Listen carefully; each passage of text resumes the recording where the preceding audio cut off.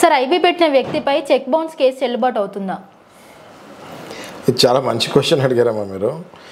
IP పెట్టేదే ఆ వ్యక్తి నా దగ్గర ఇంకేం డబ్బులు లేవు, నేను కట్టలేను అని చెప్తాను, కడతారు. ఇట్లనే ఒకటి కేసు తీసుకుంటే మనము ఇది 2021లో కేసు నేను చెప్తాను. సుప్రీంకోర్టు ఒక check bounce case can neither be instituted nor be continued against companies which are facing insolvency proceedings and are protected under a provision of insolvency and bankruptcy code IBC putting a moratorium on legal proceeding against them. అంటే ఏ కేసులో అయితే ఇప్పుడు సహజంగా ఏ కేసులో అయితే మనకి ఆ మనిషి దగ్గర డబ్బులు ఉన్నాయి, ఖచ్చితంగా కావాలని ఐపీ పెట్టాడు అని మనం ఫీల్ అయితే ఆ చెక్ బౌన్స్ కేసు ఏదైతే మనం వేస్తామో అది యాక్సెప్ట్ చేయమని విత్ ప్రూఫ్ మనం పెట్టచ్చు. ఆయన ఐపీ పెట్టాడు, డ్రామాలు చేస్తున్నాడు, ఆయన దగ్గర డబ్బులు ఉన్నాయి, ఆయన దగ్గర లాస్ట్ మంత్ ఇదిగో ఇది ఈయన పేరు మీద ట్రాన్స్ఫర్ అయింది, ఈయన దగ్గర డబ్బులు ఉన్నాయి, ఐపీ పెట్టి ఆ కేసు నడుపుతూ నా చెక్ బౌన్స్ వేయకూడదు అని చెప్తే ఖచ్చితంగా ఆ చెక్ బౌన్స్ కేసు వ్యాలిడ్ అవుతుంది, కంటిన్యూ అవుతుంది.